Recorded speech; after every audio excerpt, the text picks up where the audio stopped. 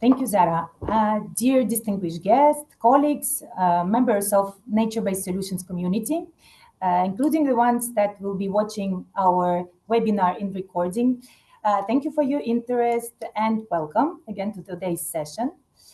Nature-based solutions that we often refer as NBSs are this umbrella concept that gain increasing global recognition as a key instrument of building resilience. Of course, well, many of you know that over the past decade, European Union has made a significant effort to integrate nature-based solutions and its broader framework of environmental sustainability and disaster risk reduction policies. Yet, many questions remain about how these approaches can be effectively implemented at national and local levels.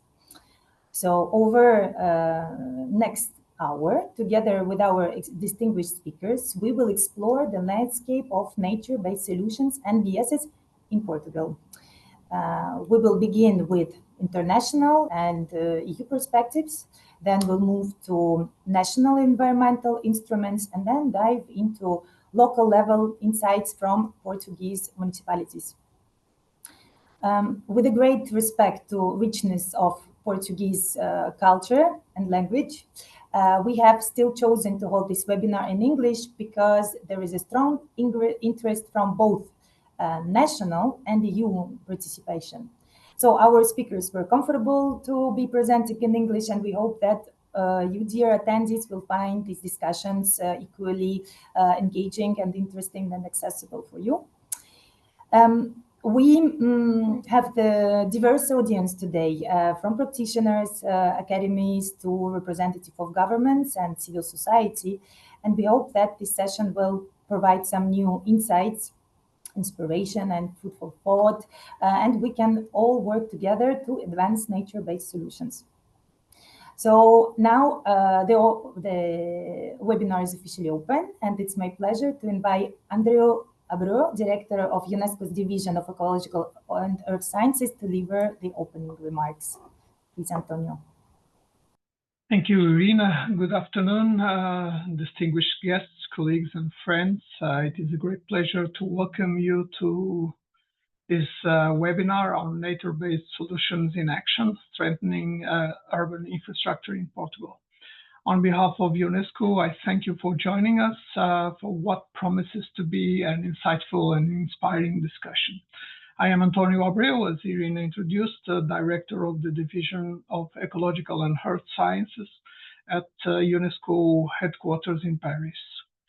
Well, today we gather to explore how nature-based solutions can help us to rethink and strengthen the way our cities and communities coexist with the natural environment.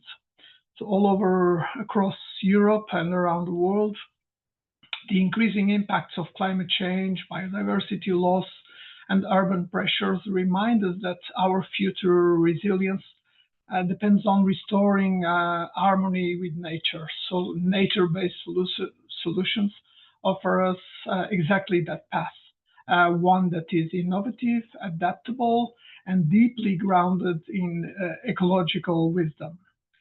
At UNESCO, we also understand the nature-based solutions as a central pillar of the global disaster risk reduction agenda.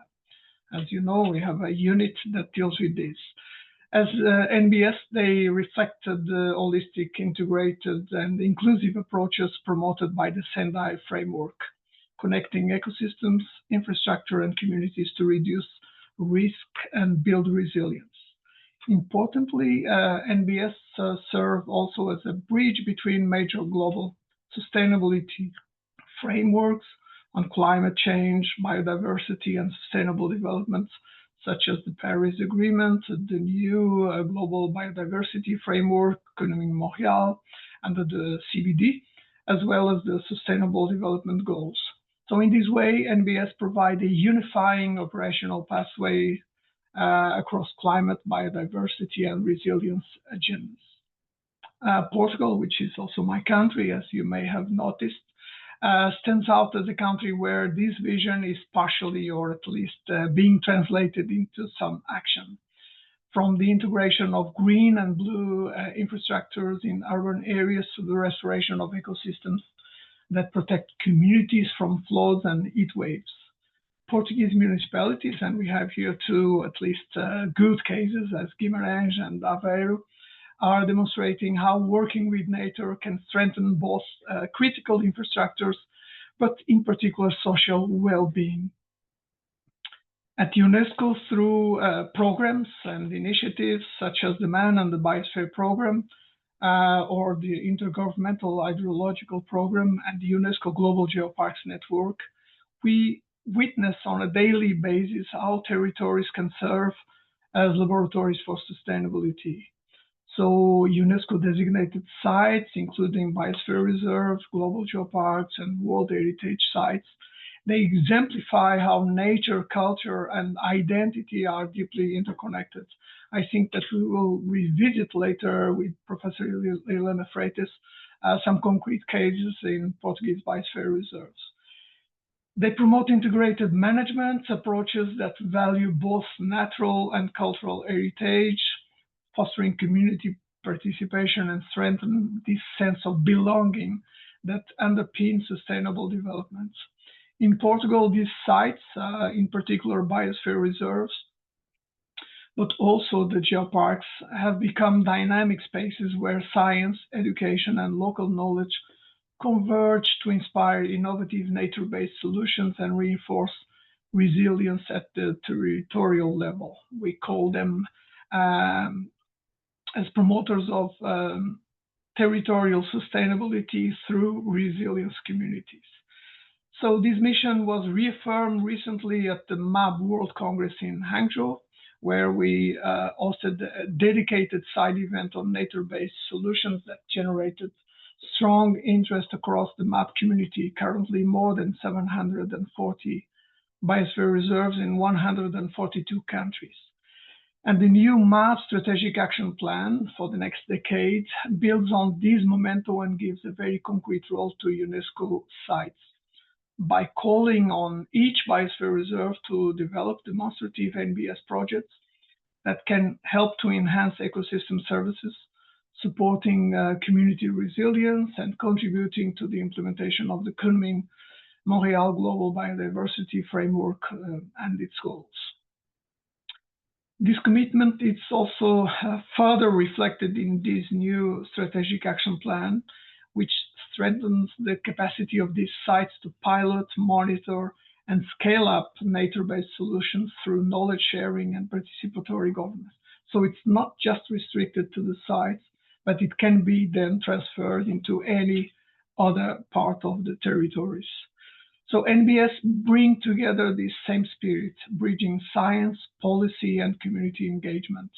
So today for today's dialogue, we'll explore how European and national frameworks can enable such approaches and how local experiences can inspire systemic change. This is also embodied in our cooperation with European partners under initiatives such as the NBSINFRA project, which provides a powerful example of aligning EU, national, and municipal or local action to deliver practical resilience outcomes. So, saying this, I would like to extend my sincere appreciation to our partners in Portugal, to the European Commission, to all experts and participants contributing to this exchange, and allow me also to say some words of appreciation to our field office colleagues in Brussels that are really well leading this process. Let us then use this opportunity not only to share knowledge, but also to strengthen partnerships and scale up success stories across regions. I believe that together, through cooperation and shared commitment to working with nature, we can build more resilient, sustainable, and inclusive territories, cities, if you want, in Portugal and beyond.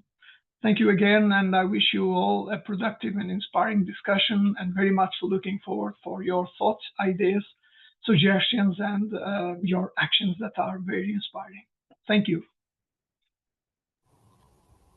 Thank you, Antonio. Thank you for recalling that nature-based solutions are really, truly interdisciplinary, cross-cutting approach that really unites several disciplines.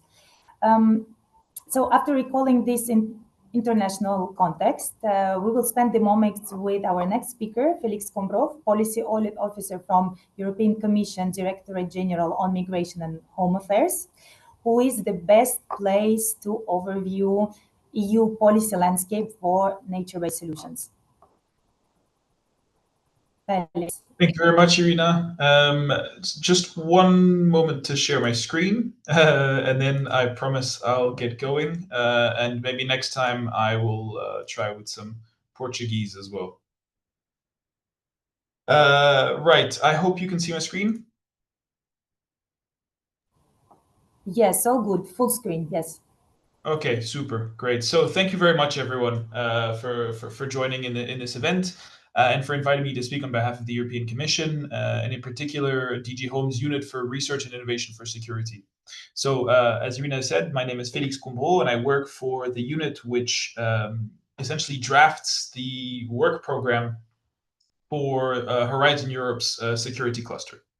What that means is that we interact with many different stakeholders, many different representatives from relevant representatives in the security industry to try to make sure that we come up with a work program that is going to develop calls for proposals, which are going to answer the ultimate needs of practitioners in the field. And so I'm going to try to present that in sort of the scope of Horizon Europe and NBS today. And I'm also going to be able to share a little bit of information with from my colleagues at DG Environment and DG Regio, who work with cities as well. So you'll be able to see that nature-based solutions are not only a niche in policy, but that they are actually very much integrated into European Commission work in general. So firstly, I'll start by saying that nature-based solutions are central to the European Green Deal, EU adaptation strategy, biodiversity strategy for 2030, but also Horizon Europe. These may seem like grand terms and very big deals, but these are sort of the main frameworks with which the Commission is operating today. They address multiple policy goals simultaneously, including adaptation, biodiversity, disaster prevention, water management as well, and infrastructure resilience. So very topical for today's meeting. The EU now recognizes NBS not only as environmental extras, but as core components to resilient infrastructure and security planning. I'll get into a little bit more why later, but these will be boiled down throughout the presentation. So in a time of increasing climate pressures, water scarcity, hybrid threats, and increased pressure on our critical infrastructures, it's important that we use sort of every tool available in our arsenals to make sure that we remain secure speaking from the civil perspective. Ensure that we have that resilience that's going to allow us to continue. I've made a list. It is a non-exhaustive list of the programs and policies which are relevant to NBS. You will notice here, of course, Horizon Europe, the new European Bauhaus, and the EIB water program at the top of the list. But I want to draw your attention a little bit to the right side of the screen, in which we have this EU water strategy here, which is the flagship action under the water resilience strategy, which develops market-ready solutions specifically for projects that are being funded under EU research funds. Now, this is relevant, of course, for NBSINFRA itself, but also for the plethora of other projects that are going to be working on this topic as well.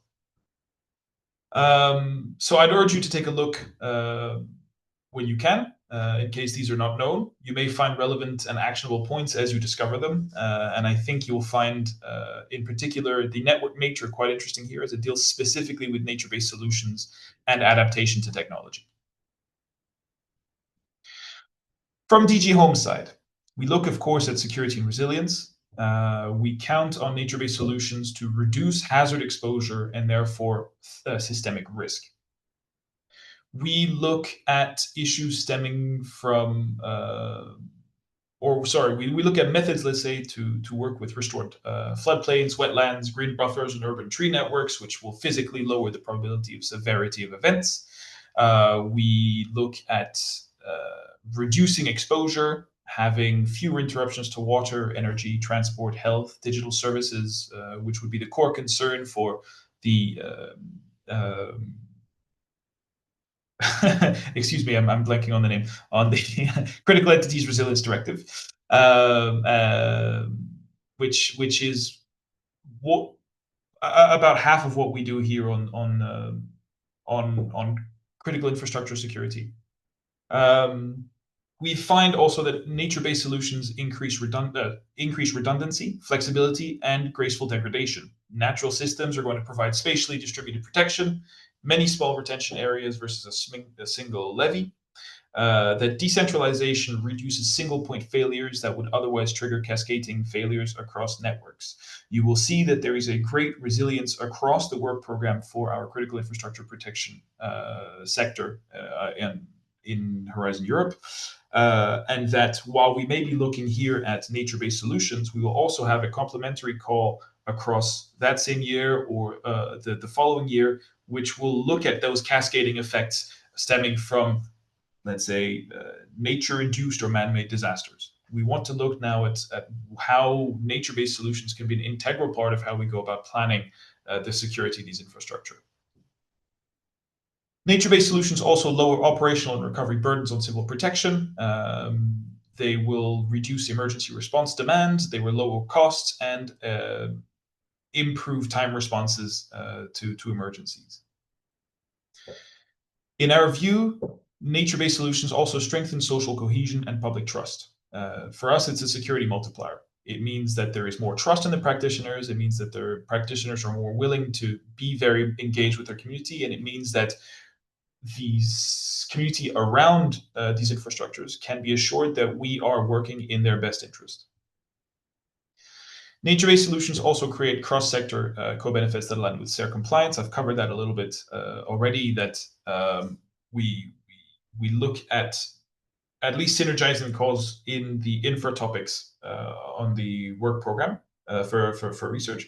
But also it means that we're working with many other sectors within the Commission. So we'll work with our colleagues on the policy unit that deal with, for instance, counterterrorism, but we'll also deal with colleagues from DG ECO, which looks at resilience from natural disasters, for instance. So all of this is sort of ingrained into the way that we operate at EU level.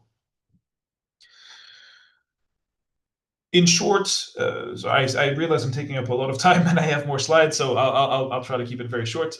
Nature-based solutions are a part of a modern security paradigm where prevention, preparedness, and resilience are all grouped in as one. Operationalization is the key. We want to be building capacity and replication pathways as an integral part of your nature-based solutions and make sure that these will yield results at the end of the funding cycle.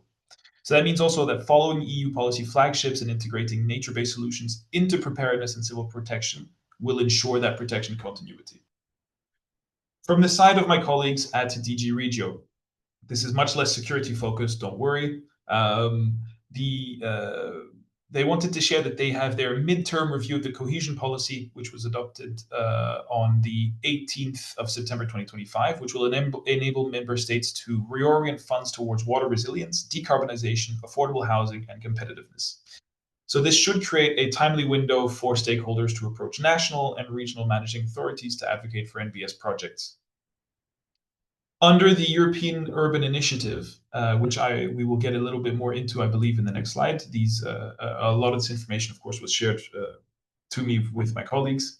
We have a fourth call for innovation actions, which will come out early 2026, which will target small and medium-sized cities. So under the EUI, we have this fourth call, which targets medium to small-sized cities. As part of the midterm review, the EUI is also strengthened, which allows member states to allocate part of their initial national allocation to the ERDF, to the EUI by allowing attribution of the Seal of Excellence for EUI innovative actions that are of good quality. but could not be funded due to budgetary constraints. So I will leave that there, and hopefully my colleague, I believe, is connected in the Zoom, can take up any questions on that front as well. Next is the Portico platform, which offers a knowledge base on nature-based practices. I add some links also in all of these slides. Capacity building offers... Sorry, am I still connected? I have a pop-up here. You are. We hear you very well, all good, yes. Oh, okay, sorry about that. Something on my side then. Capacity building offers include on-demand city-to-city exchanges for all city sizes. For TG Home, this urban dimension matters because cities are at the front line, of course, on both climate security challenges and civil security challenges. From DG Environment, the water resilience strategy is the flagship project at the moment. It embeds nature-based solutions as a key implementation pathway. Some of these major actions include, as listed here, the sponge facility between 2026 and 2027. These will look at embedding the idea of sponge cities around the EU. They will also be launching the EIB water program, which will be worth a very healthy sum of 15 billion euros, as well as the Sustainable Water Advisory Facility, creating a water resilience investment accelerator for 20 pilot cases. These initiatives really show the EU's shift from isolated projects to systemic water and land management, combining hard and soft infrastructure, which is exactly the kind of integration that NBS, and in particular NBSINFRA, is going to be representing. In the initiatives under Horizon Europe, I want to draw attention to two things. Number one being the New European Bauhaus, and number two being the mission cities for climate neutral and smart cities. First of all, the New European Bauhaus will be connecting to the Green Deal in our living spaces and daily lives. It combines sustainability, aesthetics, and inclusion. And it inspires local transformations that are environmentally sound, socially inclusive, and culturally enriching. The NEB facility will mobilize new investments, design and innovation opportunities, and many of them, of course, linked with NBS for the built environment. Some of these projects, some of these calls for proposals include urban green corridors, sponge landscapes, bioclimatic public spaces and green roofs, as well as encouraging co-creation with citizens and designers, crucial for the acceptance and maintenance of NBS in these cities. NEB will offer visibility and access to demonstration funding and networks that value holistic, people-centered approaches. In other words, NEB will provide the social and cultural lens through which NBS can flourish, which will turn, we hope, resilience into something citizens can see, use, and value. For the Horizon mission, climate neutral and smart cities, the objective here is to have 100 cities to be climate neutral by 2030. These cities are currently applying to be attributed the smart city, climate neutral city label. And these are being currently evaluated by the board under Horizon Europe. These labels will serve as hopefully attraction for investment for greening in those cities. They have given us plans in the way that they want to implement that greening in the cities, and then the labels are attributed based on who has the best vision for their city. These cities will serve as innovation laboratories. They will be testing and scaling climate smart solutions across energy, mobility, buildings, and nature-based adaptation. And they will be working hand in hand, essentially, with the New European Bauhaus to provide complementary pathways. So the NEB will ensure social and design excellence, while the city's mission ensures policy alignment, investment readiness, and replicability. This way, we hope to see NBS spread sort of from these climate neutral cities to the rest of the European landscape.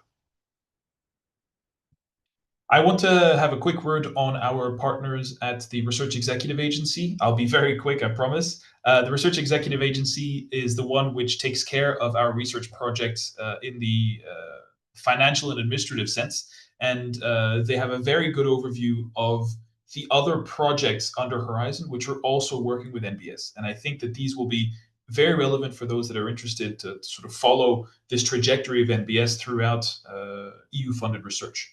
So NBSINFRA is funded under Pillar 2 of Horizon Europe, which itself is under Cluster 3, which is the Civil Security for Society. And that cluster is divided up into a number of destinations, of which is this destination of critical infrastructure. And REA will attribute funds to projects based on what the needs are in that moment when the project is attributed. So the infra topic looks at, of course, strengthening resilient infrastructure throughout the EU, but also accompanying NBSINFRA in its adventures, let's say, through the funding world of Horizon Europe. Our colleagues at REA have asked me to note the projects on NBS that are already implemented outside of Cluster 3, but also have the participation of Portugal. And these include Translite Houses, Invest for Nature, as well as Connexus and Urbinat. Now, these projects include both Portuguese entities as well as the NBS focus in their approaches. And these, I think, can be very helpful for the development of that this particular topic in Portugal. Last slide, I promise. You can see, I think, from this presentation, and I apologize for being over time, that NBS is really a core pillar of EU resilience strategy, right? It integrates security, cohesion, environment. Through the NEB and through the cities initiatives, it is being implemented as well in real time today, and we hope to be seeing these results very soon in our cities. Finally, the challenge ahead is not to prove that nature-based solutions work. I think we know that they work, but it is to integrate them systematically into how we plan, finance, and protect our infrastructures. In our view, projects like NBSINFRA are helping us get there, turning knowledge into capacity and innovation into resilience. Thank you very much. Thank you, Félix. Very, very rich, very informative presentation. And I'm recalling to attendees that, the webinar will be registered and then available online on the NBSINFRA website, and that you will receive the slides. And I see that some of you are active on via our Q&A chat. So please continue reaching out us. Thanks a lot for your comments. So what Félix showcased, that there are multiple instruments by you, emphasizing that Commission efforts are on both sides, on the integration of nature-based solutions in policy frameworks, and from the other side, providing various options for implementation through various research and innovation projects. So this introduction was an important step toward our transition to the second part of the webinar, focusing on the Portuguese context.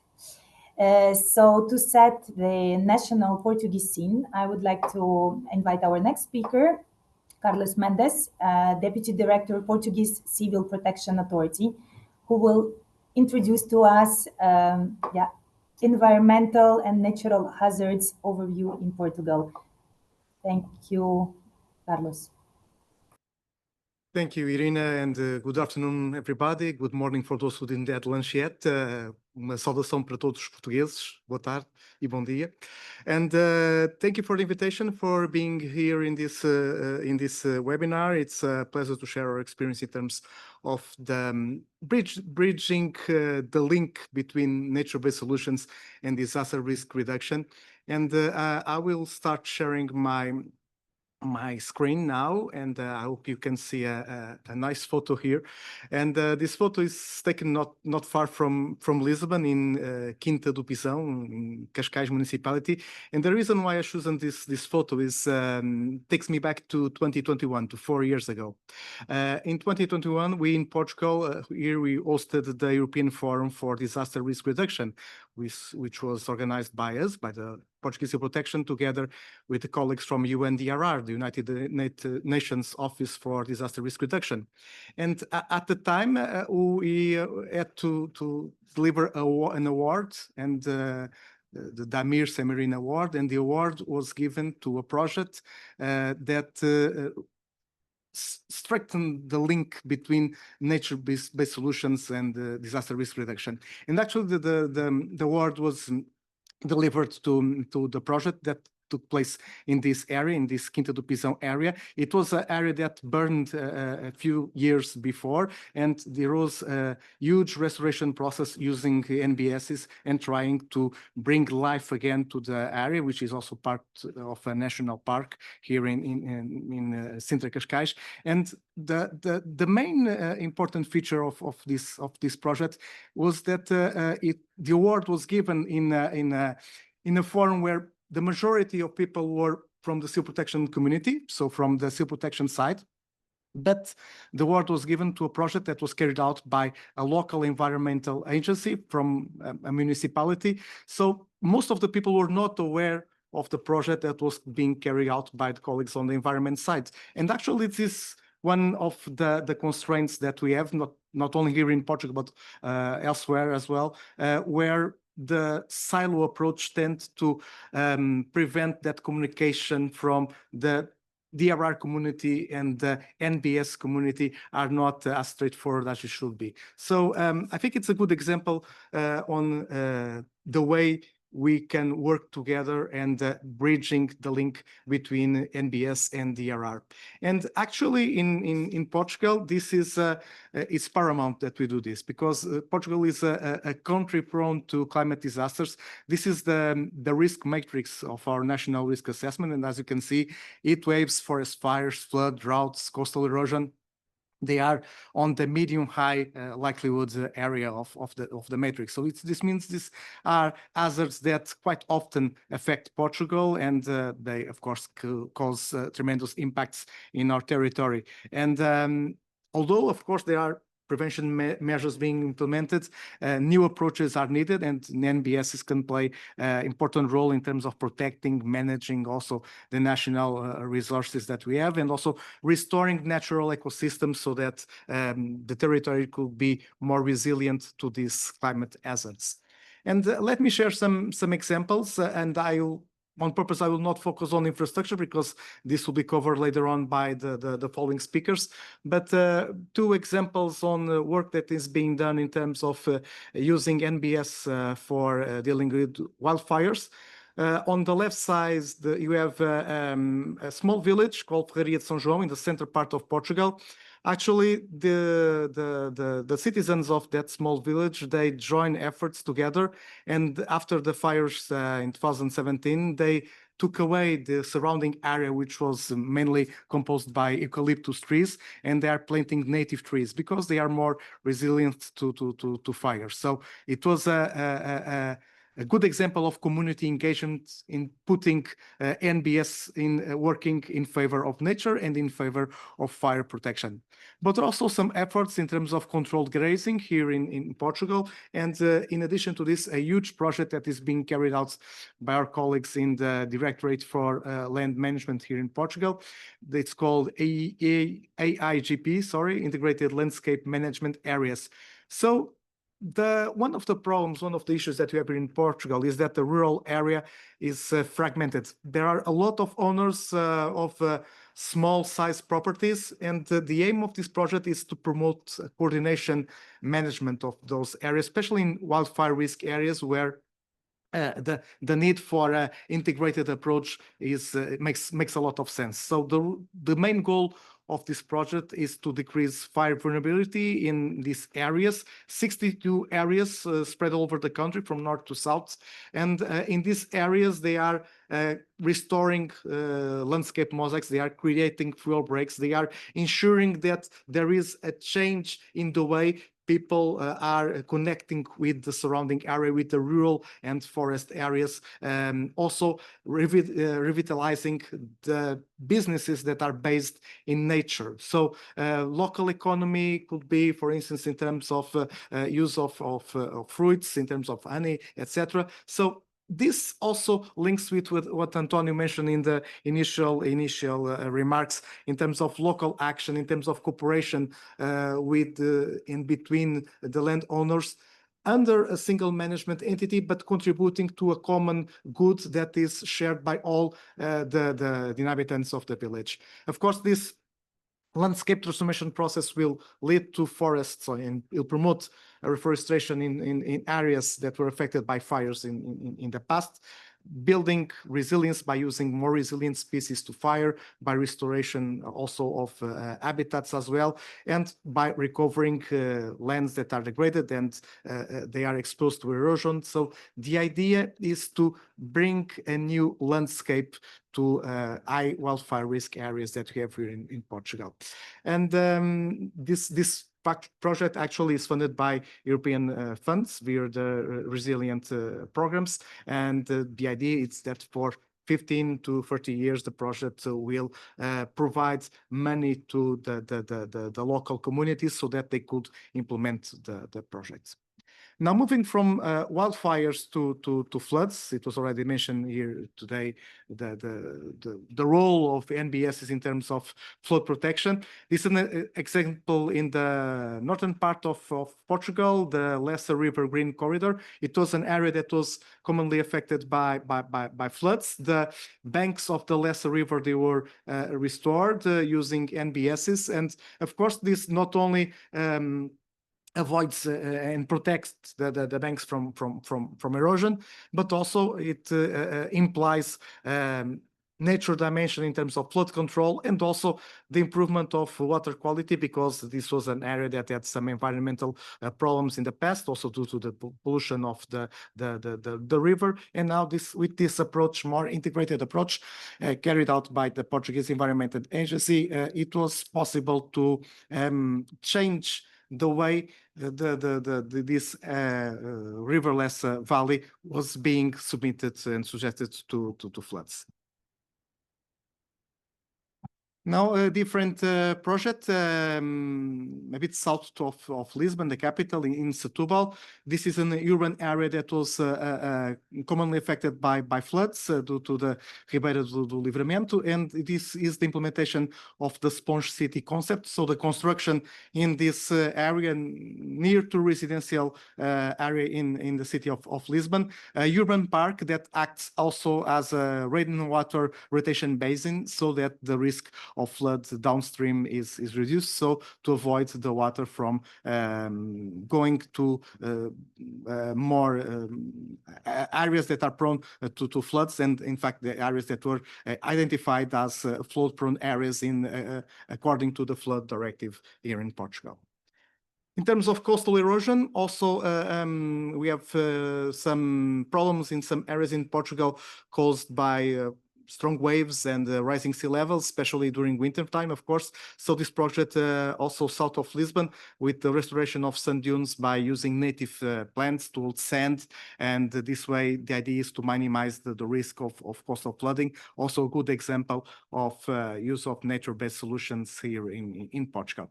So this is just a few examples. This was just an appetizer also for the presentations that Abreu and Guimarães will provide further on during this webinar. But the important of these examples is to show that here in Portugal, we are already using nature-based solutions to help protect the people, the environment, especially the communities that are exposed to natural hazards.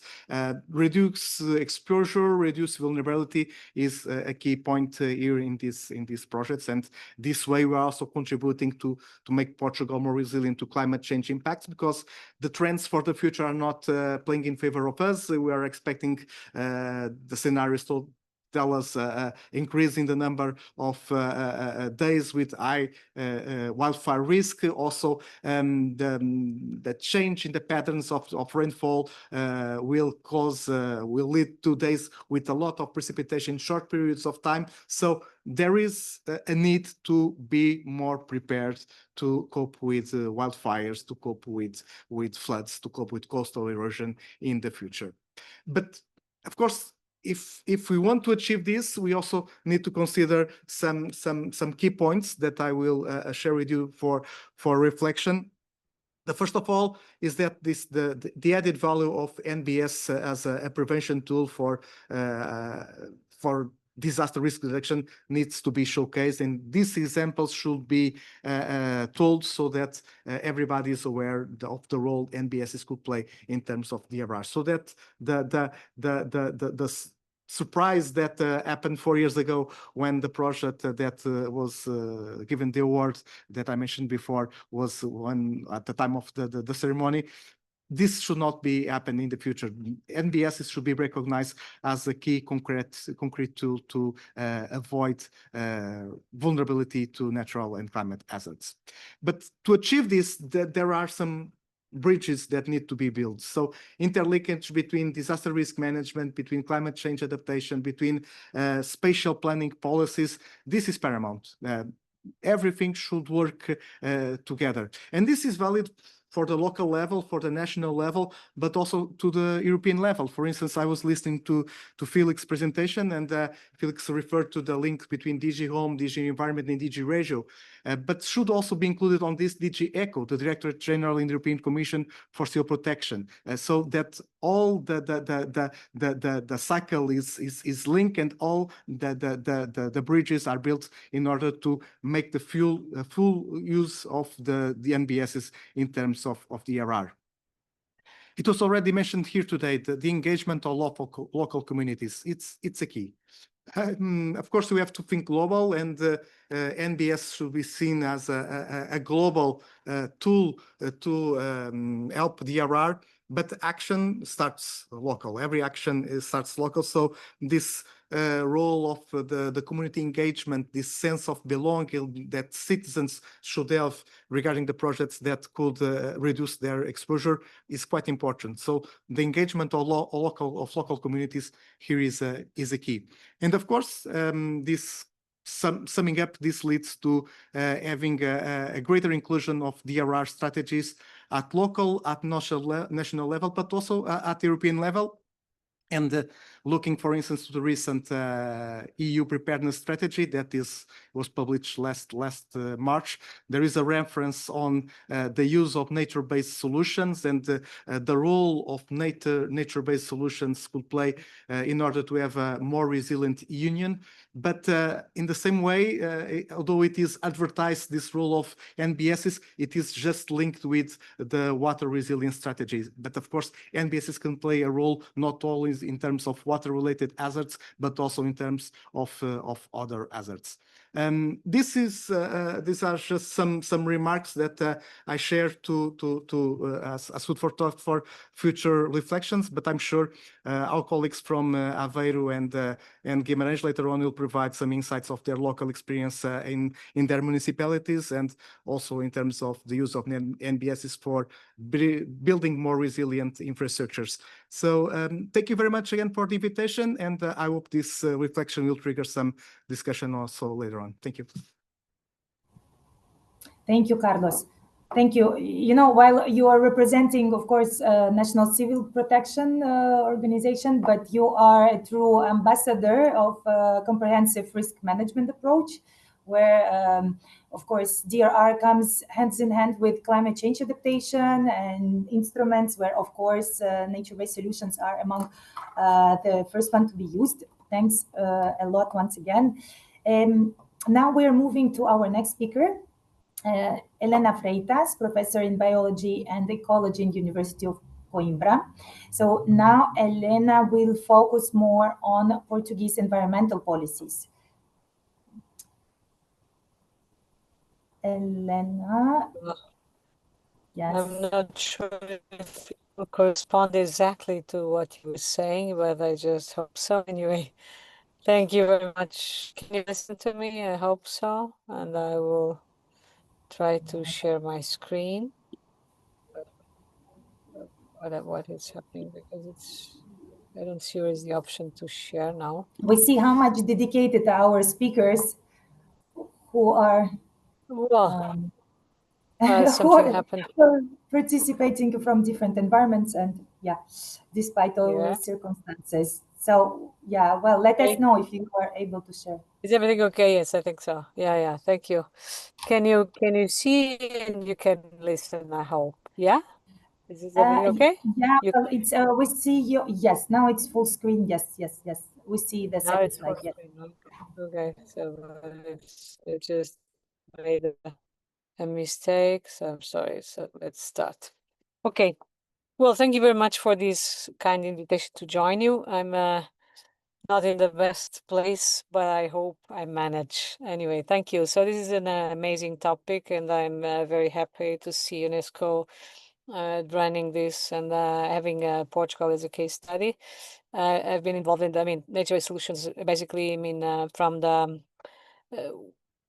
when I was joined a member of the mission board for climate change. So it was really trying to connect, and that's why I chose the same exercise of combining the role of NBS for promoting together biodiversity and climate change. So that's why I'm approaching it, and I'm bringing a case study of the biosphere reserves, as this is part of UNESCO, and I thought this would be a convenient case study. So it's not really addressing urban areas. But I know that you have a lot of case studies after after this talk. So I will bring you the case study of the nature of biosphere reserves and how we build a specific program for nature-based solutions, and we are building it together with the communities living in these areas, departing from the ecosystem services framework. And from there on, I will try to show you very briefly. Of course, NBS are offering an amazing tool to address climate change adaptation. So this is critical, and it should be promoted in all sorts of ecosystems and environments. So, and that's why we chose, and it's very easy to understand why. I'm more focused probably in the role of plants and ecosystems in general, but always addressing the adaptation to climate change.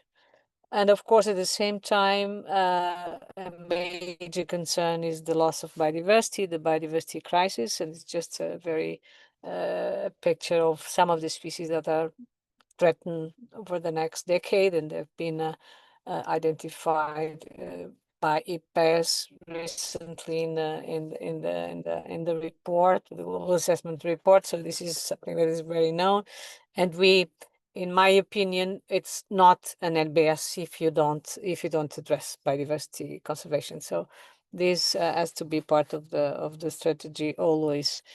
So in that sense, more and more nature-based solutions are really showing to be a nice example of the nexus approach. So we understand more and more that biodiversity crisis and the climate crisis, and there are, in fact, there are a number of let's say agendas that should be political agendas that are more and more connected, and that's and they've been and they are being perceived as such by communities as well as public policies and in general. So we understand that addressing climate change is also addressing water crisis, biodiversity, food, and health.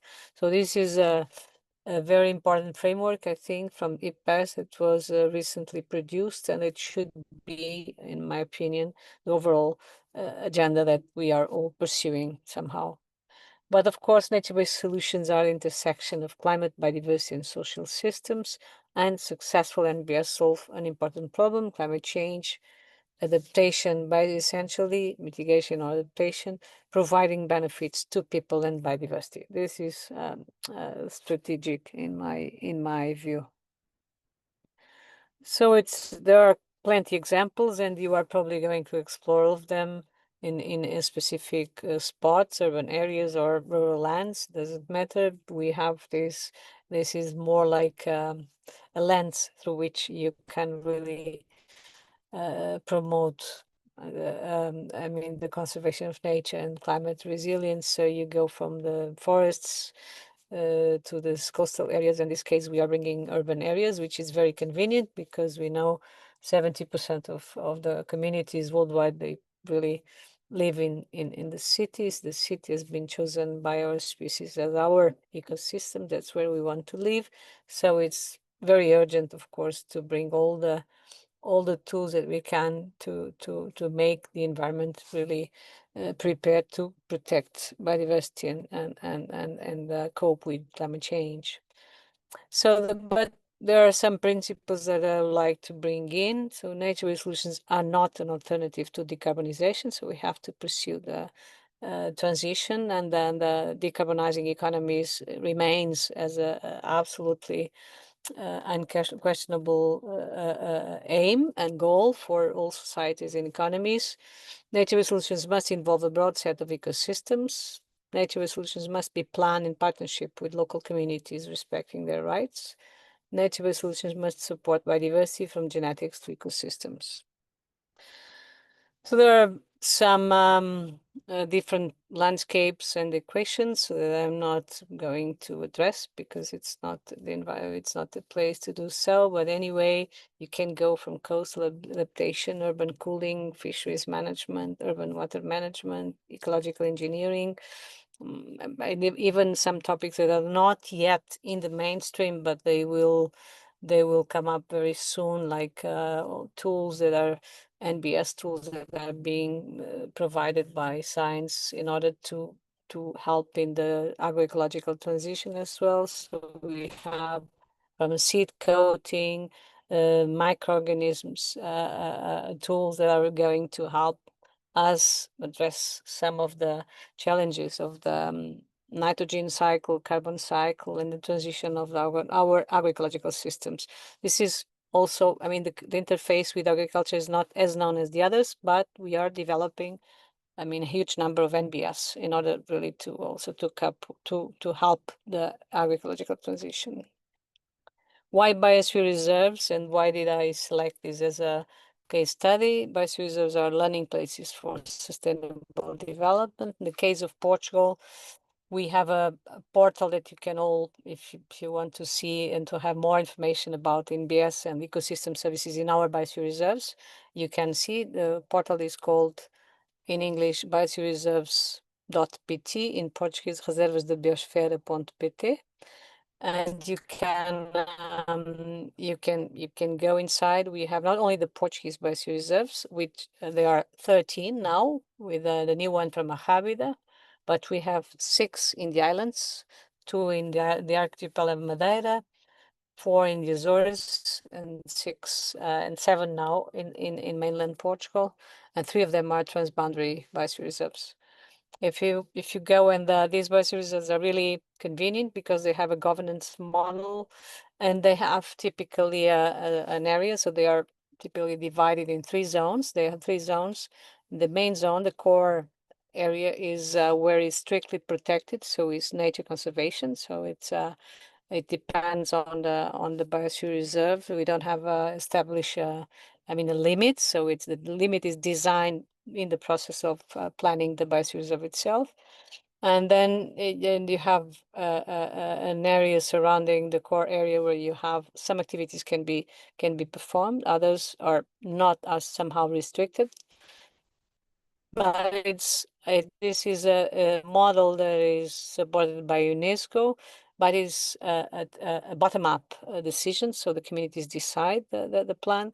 They have to submit the state has to submit the proposal, and then there is a process of monitoring and the process of assessment of the biosphere reserve. But what I want to call your attention is to this part. So we have really a core zone where the main goal is nature conservation, but then you have 2 zones where you can have some activities, and that's, I mean, generally, and not really going into detail, that's what is a biosphere reserve. So as I said, 3 zones: the core areas, buffer areas, and transition, and where you can do a number of. And we chose this because this is a huge network of biosphere reserves, around 6 to 7% of the world. And you have biosphere reserves also in the Portuguese-speaking countries. Right now we are 26 with a new one from Angola and a new one from São Tomé. São Tomé is the first country that is full covered by this biosphere reserve initiative, and it's a network of almost 800 biosphere reserves at the world level, and from different ecosystems, different biomes, different realities. So if we could have a nature-based solutions approach, a program that could be really, and I think it's one of the UNESCO challenges, to go and be accepted and assumed by all the network, this would be really amazing. And so that's one of the networks that could really work as a standard for this program at the global level, because you do have different biomes, native communities, traditional communities. You have urban areas, you have marine areas. Many biosphere reserves are terrestrial and marine areas, so you can have really a combination of solutions.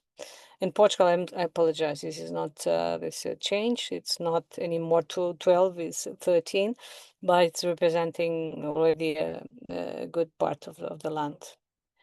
So, and now, how did we perform this exercise for the Portuguese biosphere reserves?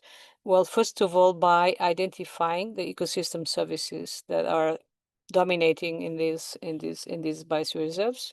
In our case, and because I'm more into the nature contributions to people framework, we did it using this framework, nature contributions to people, identifying basically the services that are being provided by the ecosystems in these biosphere reserves. So we mapped these ecosystem services using ecosystem service mapping and the tools that are available and all the models that are available. Ecosystem services are fundamental to mitigate global change effects. We did a participatory methodology, so we have involved communities, all sorts. I mean, from the schools and the young kids to the adults, people, and then the different agents, development agents in the ecosystem, in the biosphere reserves. And we did involve them in the participatory methodology exercise, identify the ecosystem services that the communities living in the areas would value better and would identify as being more resilient in terms of climate change and sustainability in general. So this was done, I mean, this was an part of the exercise. So we have done it for the Portuguese biosphere reserves, is in the site, in the portal. You can see the outcome of this exercise. And besides, we have also, of course, identified using, again, models, ecosystem mapping, but also the indicators of the condition of the ecosystem, so that we could have a kind of a scenario of evolution of the ecosystems facing climate change impacts, or whatever the biophysical scenarios that are expected to be somehow threatening these lands. So this was also part of the exercise, the condition of the ecosystem. And then we use this cross in between what is the perception, the intention, and the value that communities give to specific services. And we cross this with the indicators of the ecosystem condition, so that we could come up with a nature-based solutions program that would really fit both the need of the biophysical need, and but also the perception and the interest of the communities living there. So this was the exercise that was done for the Portuguese sites, and I mean, not of course. Then you have to cross with environmental benefits and socio-ecological benefits, and I mean, and the goal that we have, it's still this is a process. But I think this is, I mean, this should be part, because we are also with other challenges in the biosphere reserves. But the creation of a standardized classification of NBS solutions for these biosphere reserves is part of a process, an agenda that we are developing together with the biosphere reserves and the UNESCO MAP program in Portugal. So that's my case study, briefly, and thank you very much. But my main message would be, please, NBS okay, NBS are critical, and I'm very happy to see it in the political, because when I was, I mean, starting in the mission board of climate change, I don't know, 8-9 years ago, it was really hard to push this agenda, and as part of the climate change adaptation strategy. So I'm really happy to see that it's somehow thriving, the agenda, and it's being really used as more as, I mean, and then spread as an initiative. But again, to be an NBS, it has really to protect nature and biodiversity. Thank you very much for your attention. Thank you, Helena. Thank you for introduction of biosphere reserve paradigm that unites nature and people, for showing these links between this global platform with national and local initiatives. Thank you for being with us, and thank you for multitasking. Well, we're a bit in delay, but yeah, we decided to prioritize and not interrupt our speaker's intervention, so it might reduce the time for question and answer slot. But please, well, I see that we receive already some questions, so let's continue these dynamics, and we will continue asking to you on the spot. And now we are getting to the third part of the webinar that will spotlight our two Portuguese cities, so Aveiro and Guimarães, cities with different contexts, different hazards, but both paying a lot of attention on their environmental risk and their management. So first, I would like to welcome Rita Freitas, Senior Technician from Municipality of Aveiro. Rita will tell us about Aveiro's context, challenges, and also solutions, including, of course, nature-based ones. Rita, you're with us, yes. And I see you started sharing your screen. It's not full mode yet, if you would like. Perfect. Can you see it? It's okay? Yes, yes, and yeah, we hear you well. Okay, thank you for this opportunity. Good afternoon to everyone. Aveiro faces a high risk natural hazards. Oops.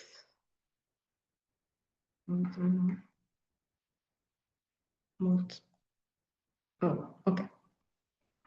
Due to its proximity to the sea, its low-lying lagoon-based location setting in the Rio de Aveiro and the surrounding rivers, such as the Voga, the main one, and Antoine River.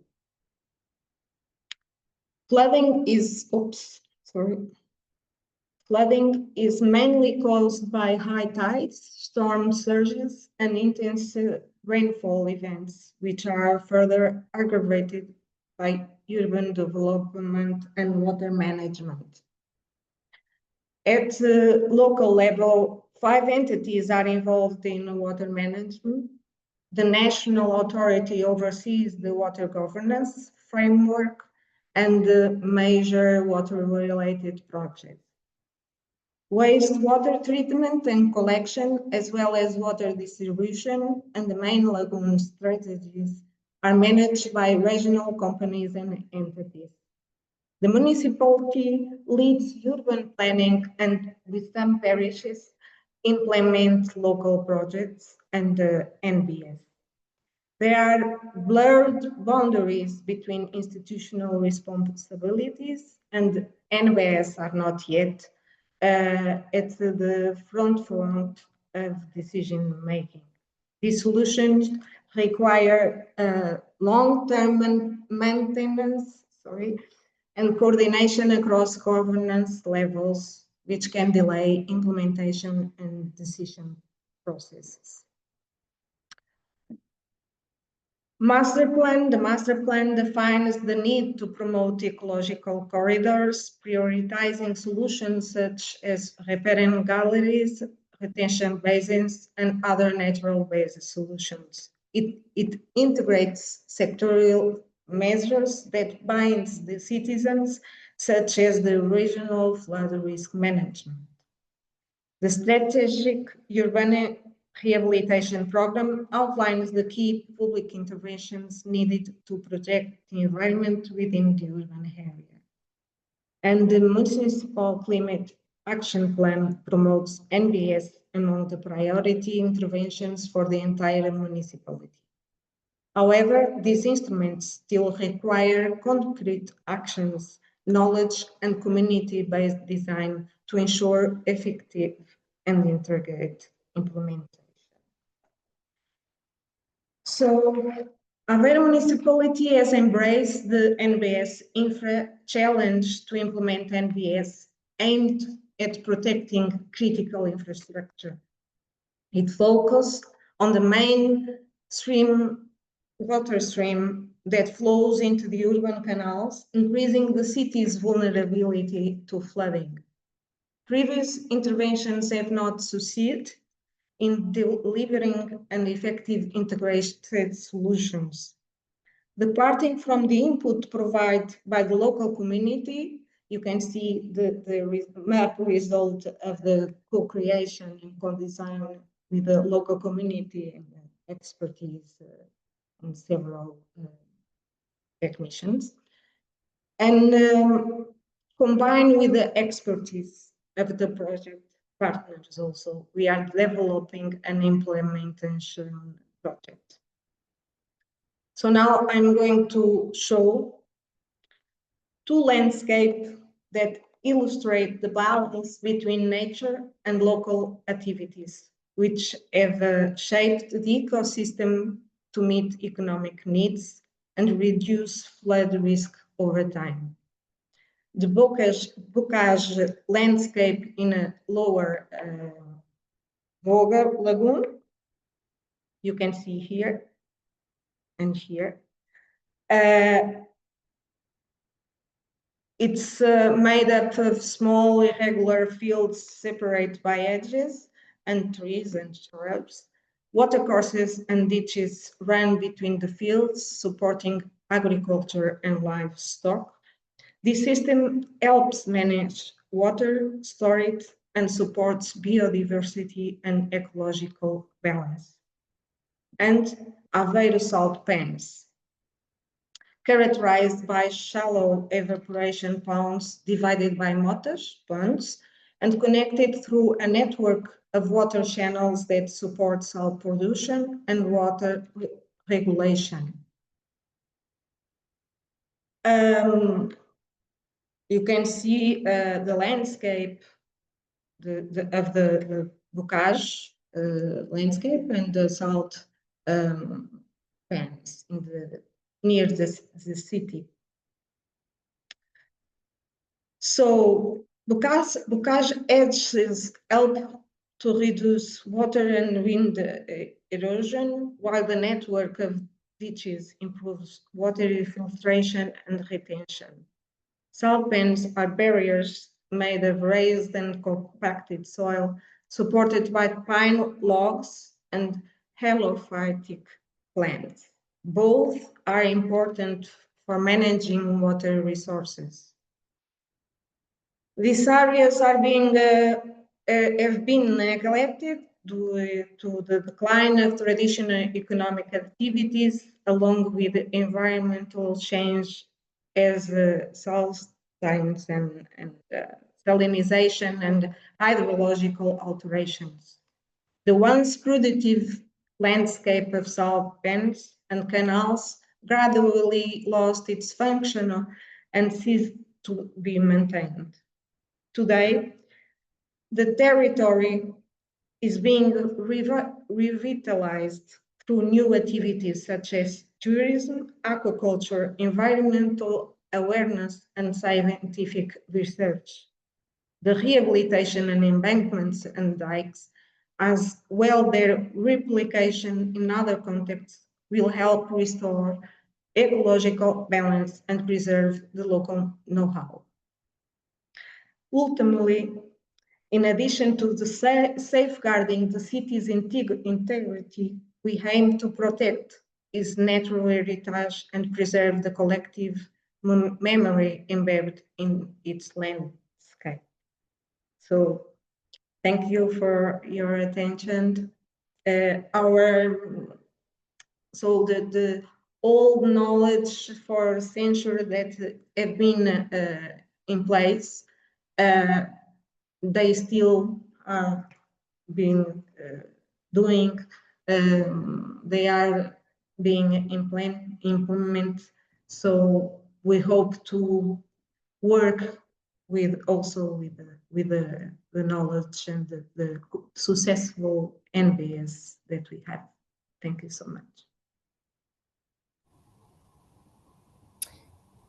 Thank you, Rita. Thank you for being so specific, and thank you for sharing the insights and being open actually to certain challenges and barriers and how you're solving it. I know that there are some questions to you as well, and maybe to NBSINFRA Consortium on Abreu case, but we're moving to last, but of course not least, we will hear now from Carlos Ribeiro, Director of the Landscape Laboratory Municipality of Guimarães, who will tell us about the situation in the context of this city. Rita, if you can please stop sharing. And I guess, Carlos, at the same time, you can. Yeah, okay. Thank you. First of all, thank you for the invitation on behalf of the city of Guimarães and also on behalf of the Landscape Lab.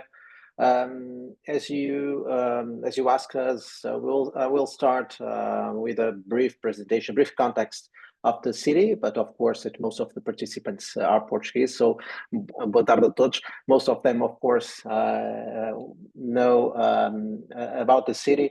But of course, my name is Carlos. I'm the executive director of the Landscape Lab. Guimarães is a very historical city, well known as the cradle of the country. Here was born Portugal, one of the walls that we have also in the city, and with different characteristics that also gives the city different climate challenges, very diffuse and dispersed territory. With more than 240 square kilometers, different parishes, but most of the city with a great percentage of protected areas. Of course, that it's a very historical city, and this also gives us some issues also in the transformation of the city, namely in the city center. So some key points in this journey, the classification of the city center as UNESCO World Heritage and amplified also in 2023. Also the European Capital of Culture in 2012 and the European City of Sports in 2013. And I'm telling this because all of these moments, all of these distinctions are always related to this climate journey because they were. I think that some of them, not only the capital, the European Capital of Culture, was very important in the rehabilitation of some parts of the city and some buildings, and related also with the nature-based solutions. And European City of Sports also important. It was also an important moment to increase green areas and to promote outdoor activities. And of course, next year we will be the European Green Capital. It was a learning process in all of this climate journey that we believe that started in 2013 with the decision of starting this approach and also the candidacy for the European Green Capital. So it will be a great moment also for the transformation of the city and transformation of the citizens, and also an accelerator of the next objective that is being climate neutral by 2030, because Guimarães is also one of the 900 cities in European cities in the mission cities of the European Commission. Of course, that in all of this journey, one of the things that were really important is creating the means for this climate journey. And creating the means is trying to create this cooperation between institutions and between the private sector and the public sector. For example, created this climate transition team inside of the city government, and of course the creation of the Landscape Lab. Research center an education center that helps and support the decision making of the city, and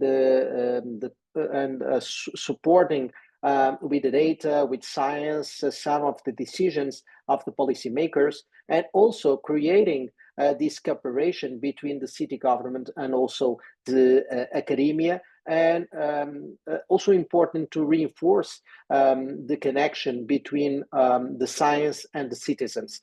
So the creation of the Landscape Lab in 2014 was very important to all of this dynamic, all of this climate journey, also linking the industry, linking the citizens, and bringing the universities to this journey. So briefly, the Landscape Lab Research Center that works in different fields, biodiversity, water resources, green areas, health and well-being, that's always connected, and circular economy, and of course, education for sustainability, awareness, communication, environmental communication, currently with more than 30 researchers working in a daily basis. Of course, when we look to the city barcode, and for us it's important because also shows the characteristics of the territory, but also a great part of protected area also in the city, but also shows that we have different challenges to face in our city, in our territory, and of course that the CCAP as an important tool to our CCAP defined the several priorities also in the city, and of course the same with our biodiversity action plan. And these kind of instruments are very important to signalize the priorities, to define the ways, and to start our approaches. All of these instruments, and this is why I'm talking about it, are also important moments of active participation of the citizens, stimulating the participatory democracy, not only in the co-creation moments of the project, but also trying to create other moments like citizens' assembly that can give us new ideas and new approaches for the problems that were identified. Of course, when we look back for our climate challenges, of course that floods and heat waves are also important and great challenges for us. But this kind of floods in the city center were a big problem also in the past, in the recent past. And after the creation of these retention basins in 2015, the main problem was solved. And this is the city center, also the part that were classified a UNESCO heritage in 2023. And the creation of the retention basins were not only important to regulate the flow of the river that we have in the city center, but also, and as Professor Helena Freitas told us, nature-based solutions are always linked with protecting biodiversity and promoting biodiversity and protecting nature. And we believe that the approach that we used in the past to create these retention basins was an example of this kind of nature-based solutions.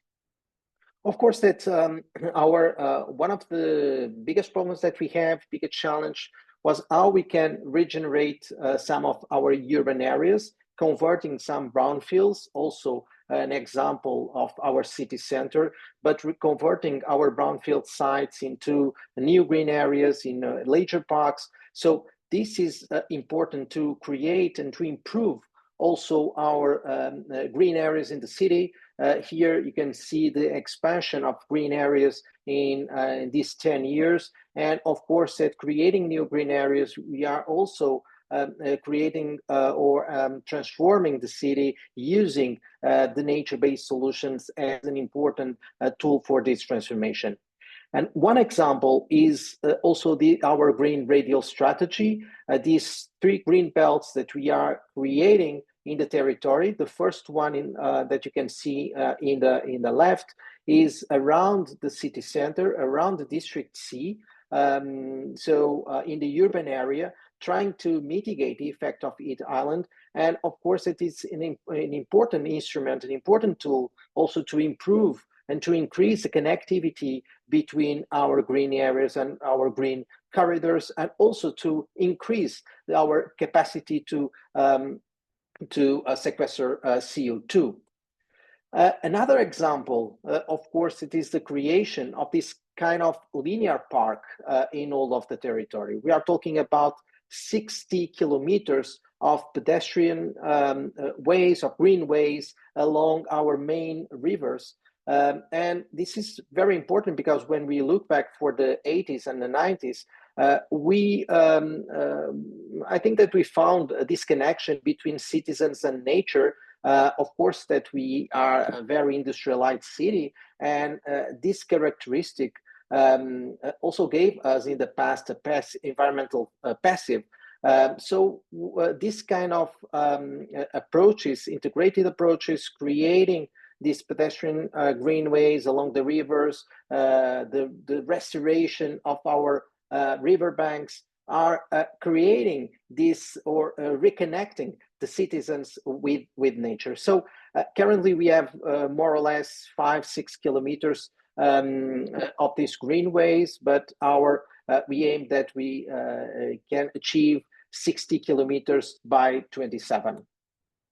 So with all of these examples, just 2 examples, we are creating a more sponge and resilient city, of course, also trying to use some approach in urban transformation with the new green roofs, with the retention basins, with the restoration of water lines, trying to increase biodiversity, trying to increase the connectivity between green and blue areas. And with this, of course, that we are increasing the biodiversity, and we are increasing this concept of biodiverse city, increasing also the CBI when we compared the baseline in 2013 and now in 2024 and 25. About just to finalize, and about lessons learned in all of this process, we believe that we need in all of our projects this kind of 3-dimensional approach.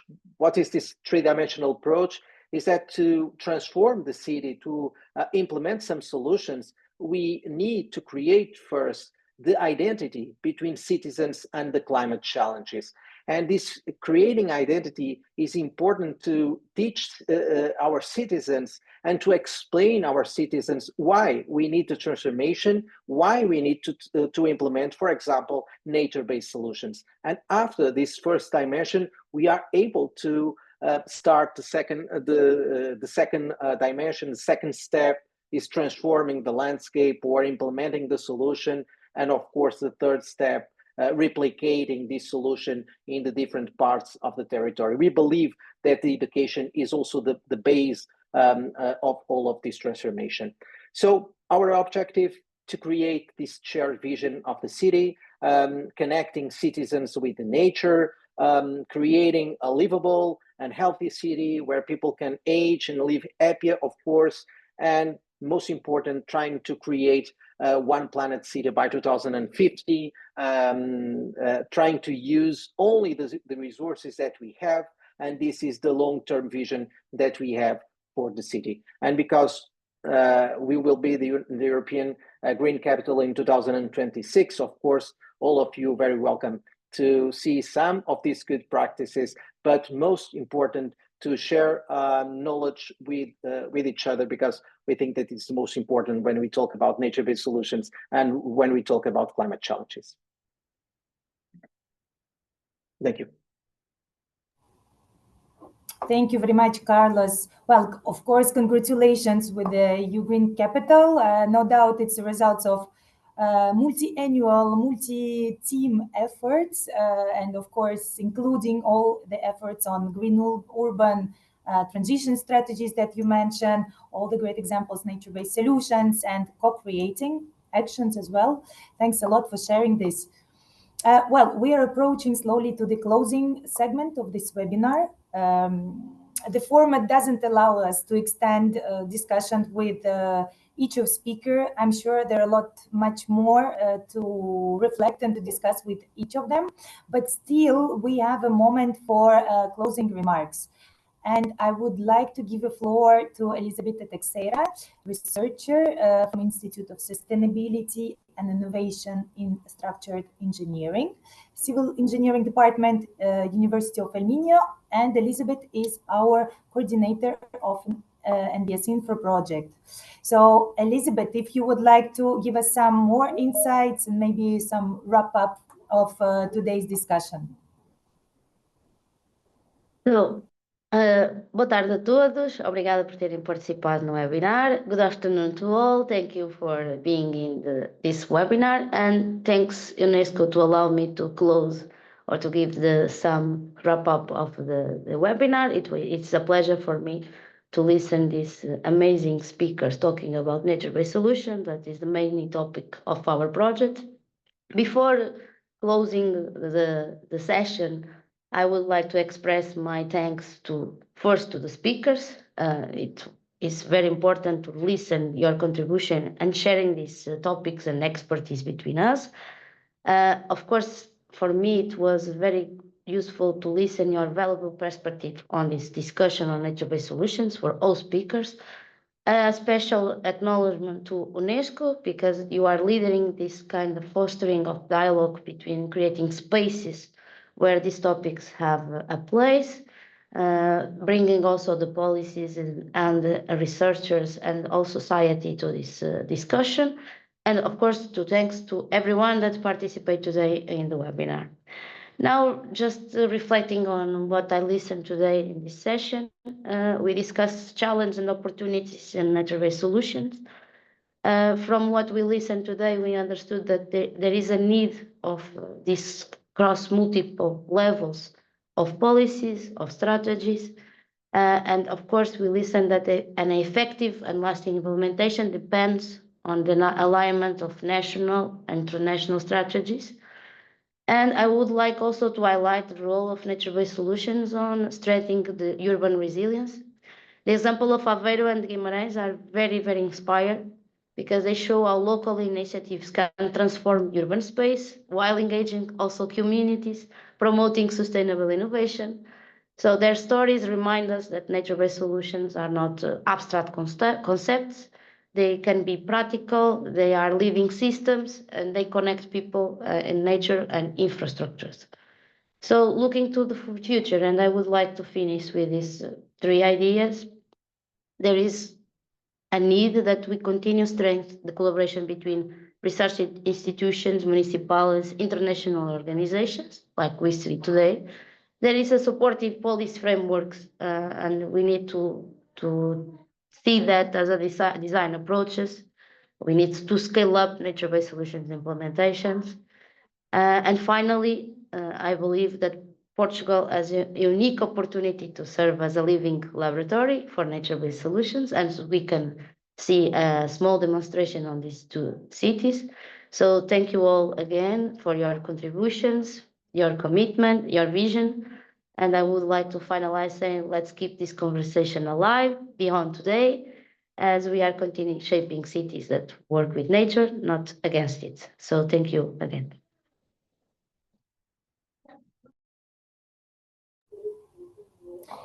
Thank you very much, Elizabeth. Well, we know nature-based solutions, it's a momentum for nature-based solutions. And as we see from speakers at international, at EU, at national, at all, at local level.